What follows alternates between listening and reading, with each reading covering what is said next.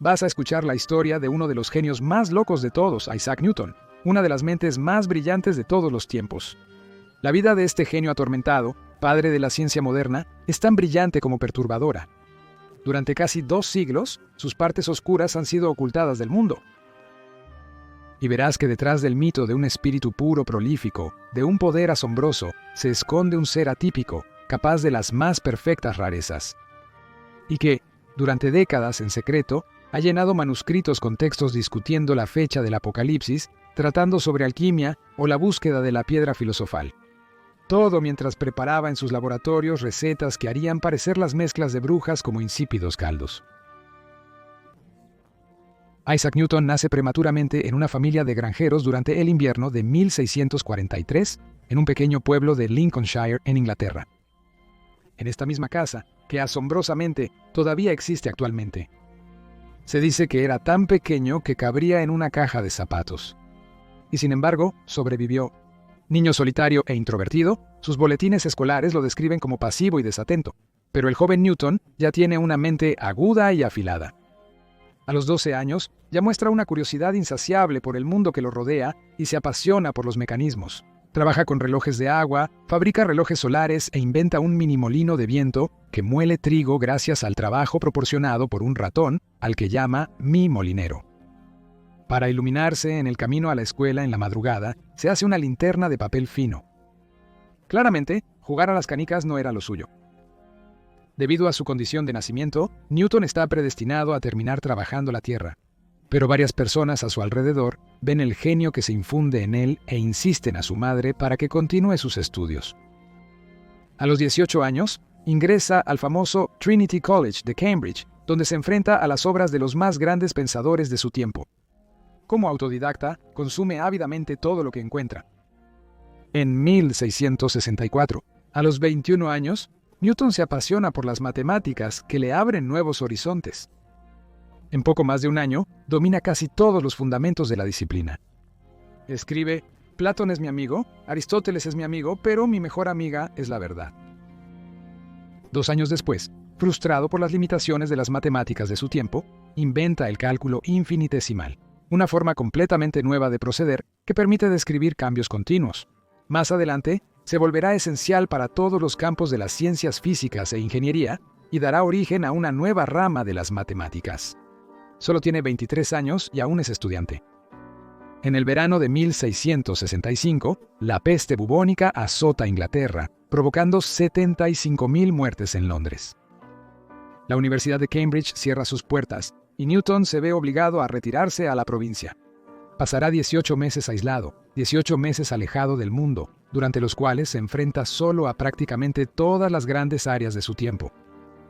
Aislado en su cuarto, a veces totalmente sumido en la penumbra. Realiza experimentos en mecánica, en física, y desarrolla sus teorías sobre las propiedades de la luz y los colores. Y oscurece cientos de páginas blancas con comentarios y fórmulas, reflexiones filosóficas o demostraciones físicas sobre sus misterios o su naturaleza. Durante este periodo, a menudo solo, replegado sobre sí mismo, con la única compañía de su aguda mente que no le da ningún respiro. Newton es un trabajador incansable. Su sed de conocimientos desbordantes lo alimenta hasta el punto de que llega a olvidarse de sí mismo, a no saber qué día es, si ya ha comido. En sus escritos, admite que puede permanecer sentado por horas al borde de su cama, paralizado por el flujo súbito de reflexiones agitadas. Su abuela se preocupa porque nunca sale a tomar aire, excepto por la noche, para observar la luna durante horas con un prototipo de telescopio de su propia creación hasta caer de fatiga. Si hay algo que no se le puede reprochar a Newton, es que no pone corazón en su trabajo, en sus experimentos. Para intentar entender cómo el ojo percibe la luz y probar una de sus teorías sobre la percepción de los colores. Llega hasta el punto de meterse una aguja para coser cuero debajo del globo ocular. Luego, describe con muchos detalles las visiones de círculos de colores que esto provoca. Afortunadamente, no tuvo secuelas tras manipular su ojo de esa forma. En el mismo periodo, Newton decide mirar al sol tanto tiempo como pueda soportarlo para estudiar los efectos que esto produce en su visión. Alerta de spoiler, es una muy mala idea. Casi pierde la vista y pasa 3 días en una habitación oscura para que sus ojos se recuperen. Esto demuestra su determinación. De regreso en Cambridge como profesor, Newton da conferencias magistrales que a menudo son abandonadas por los estudiantes, quienes lo encuentran bastante aburrido. Esto no parece perturbarle más que nada. Y cuando nadie se presenta, simplemente vuelve a trabajar en su laboratorio, manipulando sus prismas y lentes. Newton es definitivamente un personaje singular, dotado de una personalidad atormentada, brillante más allá de toda medida, obstinado y solitario. Sus relaciones con los demás son a menudo tensas y problemáticas. Newton es visto por sus colegas como distante y arrogante, y a menudo se muestra melancólico, a veces extremadamente irritable y desconfiado hasta la paranoia. Esto puede explicar por qué no se le conoce ninguna amistad duradera y su vida amorosa era la definición de la nada. Indiferente al placer carnal, probablemente permaneció soltero toda su vida. En cualquier caso, no se le conoce ninguna aventura, solo algunas intensas correspondencias por carta con un matemático suizo. En 1661, después de miles de horas estudiando la refracción y la dispersión de la luz, Newton inventa un telescopio de reflexión con espejo cóncavo, sin aberraciones cromáticas, que supera con creces todo lo que se sabe hacer en ese momento. En 1672, a los 29 años, ingresa a la Royal Society y luego divulga parte de sus revolucionarias investigaciones, demostrando que la luz blanca puede descomponerse y en realidad está compuesta por un espectro de varios colores. Un arco iris esperando revelarse, que luego puede ser recompuesto para dar nuevamente luz blanca. En 1684, 12 años después, el astrónomo Edmund Halley, descubridor del cometa que llevará su nombre, pide ayuda a Newton para resolver un enigma que obstina a muchos científicos de la época. A saber, ¿por qué los planetas siguen trayectorias elípticas en su órbita? Isaac le contesta que para él es obvio. Ya lo ha demostrado mediante el cálculo. La razón por la que Halley está asombrado le pide que vea sus resultados y Newton es incapaz de encontrar sus escritos. Eso equivale a un sí, aunque no te des cuenta. Bueno, encontré un remedio que puede curar la peste, pero no recuerdo muy bien dónde guardé el papel. Newton acepta rehacer los cálculos y ante la abrumadora cantidad de preguntas, abarca este nuevo campo de investigación. Se sumerge durante 2 años en intensas reflexiones para finalmente regresar con una auténtica obra maestra. Los Principia Mathematica, o principios matemáticos de la física natural, que son una especie de jefe final de la física. El equivalente a un deja caer el micrófono al universo ya. En el centro de los Principia se hallan las 3 leyes del movimiento, que sientan las bases de la mecánica clásica. Con la primera, que muestra que un objeto permanece inmóvil o en movimiento hasta que una fuerza externa actúa sobre él. La segunda, que nos dice que una fuerza siempre es igual a la masa multiplicada por la aceleración. Y finalmente, la tercera muestra que para cada acción hay una reacción igual, en dirección opuesta.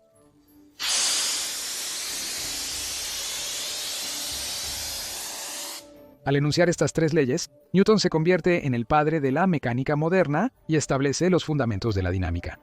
Pero los Principia no solo explican la caída de las manzanas, sino que tienen un impacto más amplio y profundo. En pocas cientos de páginas, se explica cómo los objetos se mueven e interactúan no solo en la Tierra, sino en todo el universo. Porque la teoría de la atracción universal que Newton desarrolla allí desglosa la fuerza de gravedad que origina el movimiento de todos los objetos. Ya sean estos adoquines, asteroides o planetas. En los Principia, por primera vez, una mente humana ha producido una reflexión tan penetrante e inesperada que permite explicar y vincular cada movimiento en el universo. Con estas leyes de la atracción universal, Newton prácticamente arrasó con todo, ya que rompió los esquemas pensando más allá de las teorías de su tiempo. Sin hacer la distinción, como muchos en esa época, entre un mundo sublunar y un mundo supralunar, trata al universo como un solo conjunto donde reina una ley para gobernarlos a todos. Es el primero en mostrar que cada objeto en el universo ejerce una atracción sobre todos los demás, y que el valor de la fuerza gravitacional que une a 2 objetos está asociado al producto de su masa, e inversamente proporcional al cuadrado de la distancia que los separa. Aunque la publicación de los 3 libros que componen los Principia tuvo el efecto de una bomba cuya detonación se extendió pronto por toda Europa, las ideas. Según algunos, los Principia siguen siendo uno de los libros más inaccesibles que se han escrito. Hay que decir que Newton parece haberse deleitado en hacer intencionalmente difícil el acceso a la mayoría de sus textos, que están llenos de ecuaciones severas. Y esto, para no ser molestado, para usar sus palabras por matemáticos mediocres. Pero para aquellos que logran seguir su enfoque siempre riguroso, lógico, sobrio y clínico, y sobre todo, descifrar sus cálculos. Los Principia son un faro, una brújula, especialmente porque el estilo del trabajo sienta las bases del método científico moderno. Una vez más, hay que entender que los Principia no proponen simples perfeccionamientos de teoría. Se trata de derribar una parte de nuestra visión del mundo, proponiendo una comprensión nueva de la naturaleza y las leyes que rigen el universo. De un solo golpe, Newton permite explicar cosas tan variadas como el movimiento de las mareas, la trayectoria de los planetas y los proyectiles de cañón. Mientras explica lo difícil que es mover un elefante, o las razones que nos impiden ser expulsados al espacio mientras la Tierra gira bajo nuestros pies a cientos de kilómetros por hora. De hecho, los Principia están llenos de tantos descubrimientos innovadores que ya no sabemos si debemos asombrarnos por los descubrimientos en sí mismos o por el hecho de que alguien pudo haber pensado en ellos. Después de su publicación, Newton está en la cima de su gloria. El famoso matemático alemán Leibniz, con quien tuvo largas y acaloradas disputas sobre la paternidad del cálculo infinitesimal, estimará más tarde que ningún ser humano puede acercarse más a las divinidades. Lo más sorprendente es que quizás Newton no buscó realmente compartir todos sus hallazgos. La mayoría de las veces, le repugna comunicar sus ideas, y cuando las publica, suele ser años después de finalizar sus investigaciones. Isaac, por ejemplo, guardó para sí mismo, y sin razón aparente, parte de sus trabajos en óptica durante más de 20 años. Mientras que estos posteriormente contribuyeron a revolucionar nuestra comprensión de la luz. Después de inventar el famoso cálculo infinitesimal, que habría simplificado la vida a miles de matemáticos si lo hubieran conocido. Mantuvo en secreto el descubrimiento durante 27 años. El tomo 3 de los Principia, que sostiene e ilumina el conjunto, casi no se publica. Porque mientras la obra estaba casi terminada, Newton, ofendido y cansado por una interminable disputa sobre la paternidad de la ley del cuadrado inverso, con un tal Robert Hooke, se negó a entregar los últimos manuscritos. Y solo después de numerosas maniobras diplomáticas y una lluvia de halagos enfáticos, Halley logró obtener los preciados escritos del volumen final. La Royal Society se retira del proyecto de financiar la publicación de los Principia, a pesar de su promesa inicial, debido a que su presupuesto se había agotado. En la aparición de la muy costosa obra Historia de los peces, que resultó ser un fracaso, Newton se negó a contribuir a financiar la publicación de sus propias teorías. Fue nuevamente Alès quien salvó el proyecto pagando de su propio bolsillo la impresión, el colmo de la ironía. Alès acababa de aceptar un puesto de secretario en la Royal Society, la cual no tenía los medios para pagarle un salario. Le pagó por casi un año con ejemplares no vendidos de la Historia de los peces. Todo eso, de principio a fin, ya es una buena historia en sí misma. Pero Newton no se detiene ahí. Convertido en rico, famoso y poderoso, y pronto ennoblecido por la reina, el que se convirtió en Sir Isaac Newton, ahora se involucra en política. De esta manera, hace algunas breves apariciones como diputado en el Parlamento de Inglaterra, aunque rara vez participa en el debate. Y sobre todo, ocupará durante casi 25 años el puesto de presidente de la Royal Society y de director de la Casa de la Moneda. En 1700, Newton es nombrado director de la institución británica que acuña la libra esterlina. Se estima que cerca del 20% de las monedas en circulación en ese momento son falsificadas. Tan riguroso como incorruptible, va a luchar contra la falsificación durante casi 20 años con una determinación absolutamente implacable. Persiguiendo a los falsificadores con un celo a veces aterrador, llegando incluso a seguir él mismo a los sospechosos y a disfrazarse para espiar algunas conversaciones en bares de mala reputación. Bajo sus órdenes, cientos de falsificadores son encarcelados y decenas de otros son condenados a la pena de muerte por ahorcamiento. Simultáneamente, dirigía la Royal Society, la institución científica más prestigiosa del país y posiblemente del mundo. En esa época, Newton también impone, en menor medida, un cierto semblante de terror. Hay que decir que ser el presidente requiere tacto e inteligencia social, dos cualidades de las que Isaac parece estar absolutamente desprovisto. De hecho, aprovechará excepcionalmente el poder que le confiere su puesto para denigrar o minimizar la contribución de algunos de sus colegas con los que pudo haber tenido, en el pasado, acaloradas altercaciones. Seguimos siendo caballeros a través del ser intermedio. Así, el retrato de Robert Hooke, con quien Newton tuvo profundos desacuerdos, va a desaparecer extrañamente de los fondos de la institución poco después de que él tomara las riendas. Tanto es así que nadie sabe hoy en día cómo se veía Hooke, quien fue uno de los más grandes científicos de su tiempo. Un científico tuvo la desgracia de cruzarse con un gigante susceptible. Al morir Newton en 1727, a los 84 años, Inglaterra lo sepulta como una superestrella y héroe. Se organizan funerales suntuosos y su ataúd, después de haber sido expuesto en la abadía de Westminster, es enterrado en la nave, junto a los reyes. Durante más de 2 siglos, se escriben libros sobre su vida, sus teorías, se erigen monumentos o se imaginan en su honor. Y una cantidad de artistas buscan representar su genio, como el pintor William Blake, que representa a Newton desnudo, dibujando algunas formas geométricas como si fueran tocadas por la gracia divina. Y nadie sospecha que del otro lado, la luz de Newton ha permanecido oculta una inmensa parte de sombra. Porque detrás del mito de un puro espíritu racional, otro aspecto de la vida de Newton duerme. En 1936, casi 200 años después de la muerte del gran científico, el economista estadounidense John Keynes, el inventor del keynesianismo, adquiere en una subasta un baúl que perteneció al propio Isaac y que contiene innumerables manuscritos y documentos no publicados en vida. Sumergirse en este tipo de cofre tesoro es un poco como acceder al diario íntimo de Newton, porque en miles de notas personales, pone por escrito las ideas que prefirió guardar para sí mismo y que han sido mantenidas en secreto durante más de 2 siglos por sus herederos. Estas ideas carecen de fundamento científico. En estos manuscritos están inscritas las búsquedas de una mente tan obsesionada con sus investigaciones en matemáticas, mecánica celeste u óptica, como lo estaba con la alquimia o la teología. Y aquí se revela un hombre que pasó gran parte de su vida intentando descifrar supuestos códigos secretos ocultos en los relatos bíblicos. Un hombre que, en su laboratorio en secreto, busca fabricar el elixir de la juventud, como desarrollar la piedra filosofal para transmutar los metales en oro. Las imágenes que ves desfilar en la pantalla son fotos de algunos de estos manuscritos que han sido digitalizados por el Proyecto Newton. Descubrimos que, en su desesperada búsqueda de la verdad, Newton decide aprender hebreo por su cuenta, para poder descifrar los textos originales, en los que pasa innumerables horas estudiando los planos del perdido templo del rey Salomón, convencido de que está oculto allí. Indicaciones matemáticas que permiten calcular la fecha de la segunda venida de Cristo a la tierra, o incluso la del fin del mundo.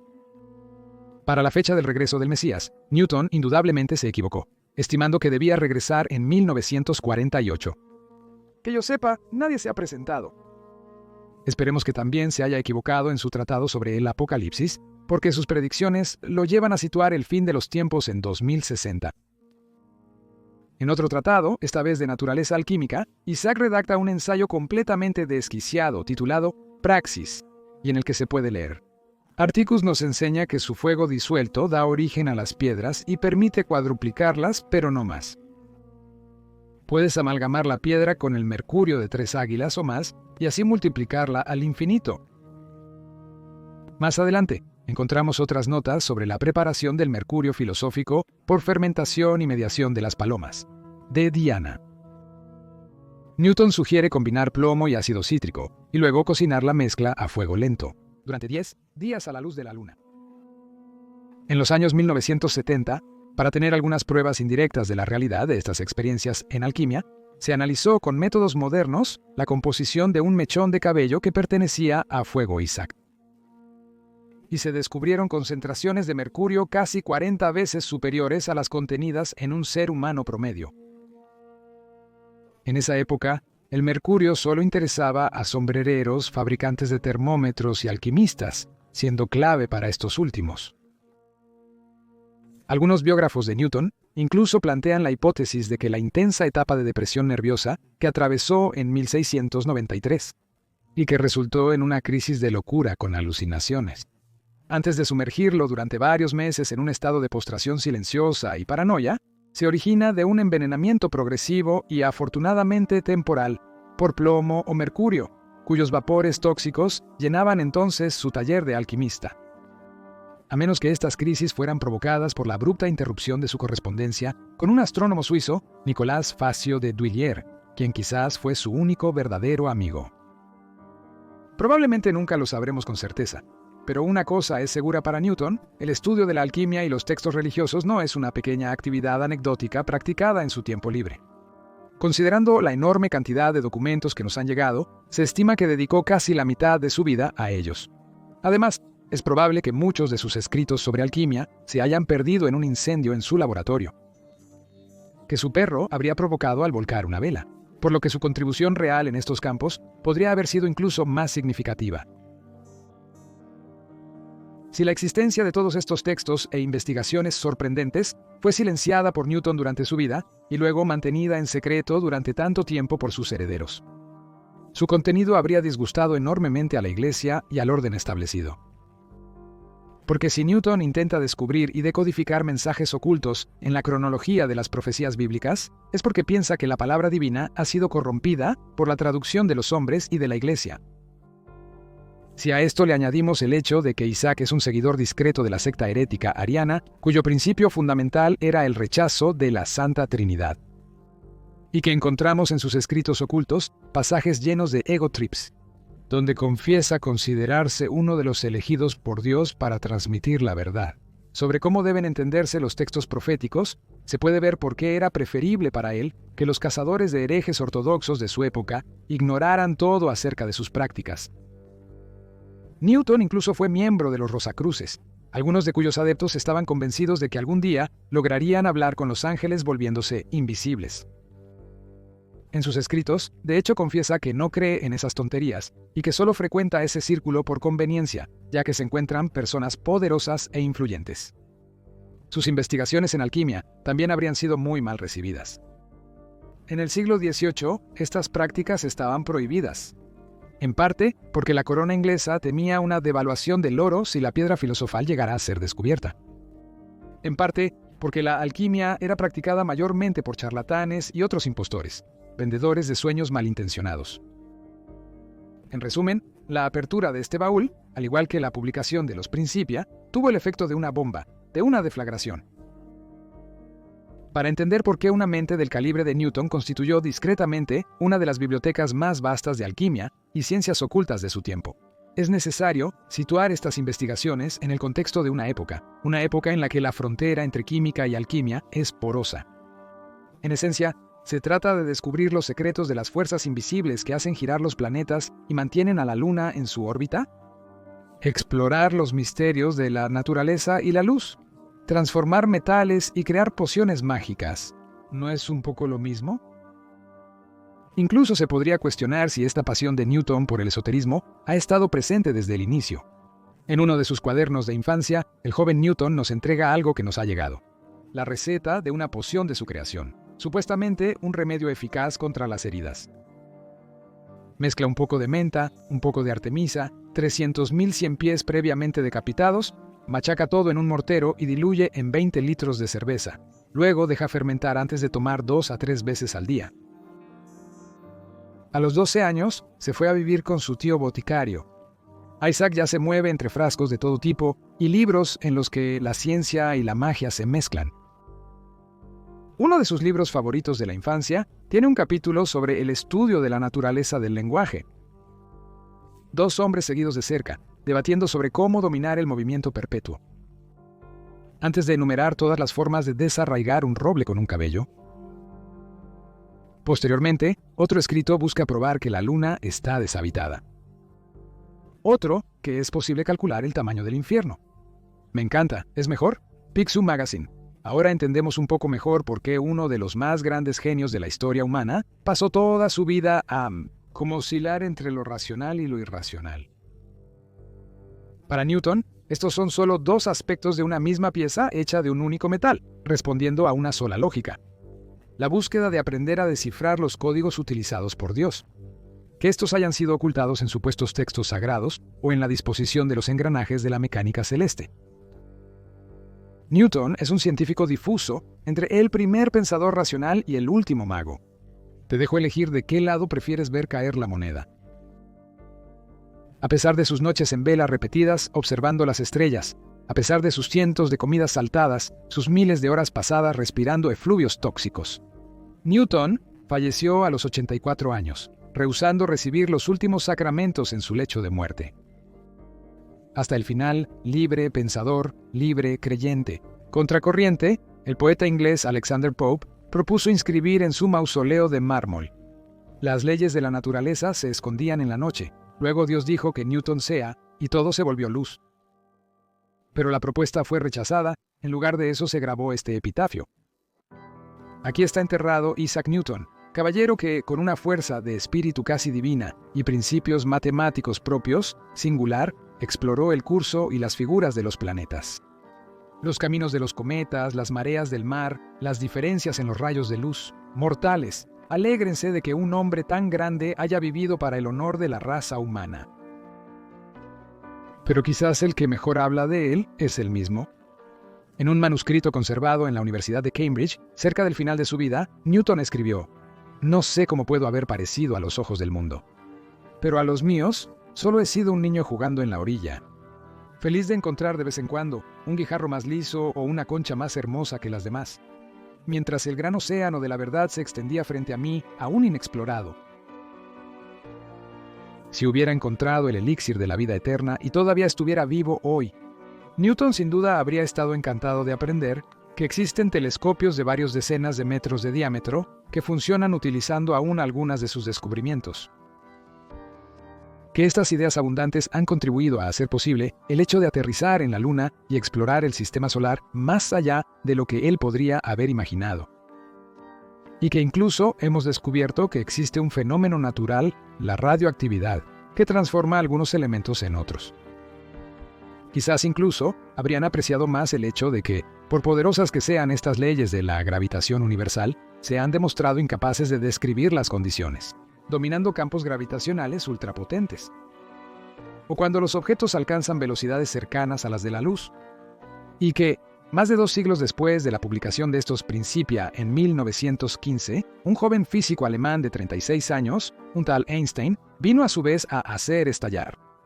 El marco previo, dinamitado, destruyó las antiguas perspectivas del mundo.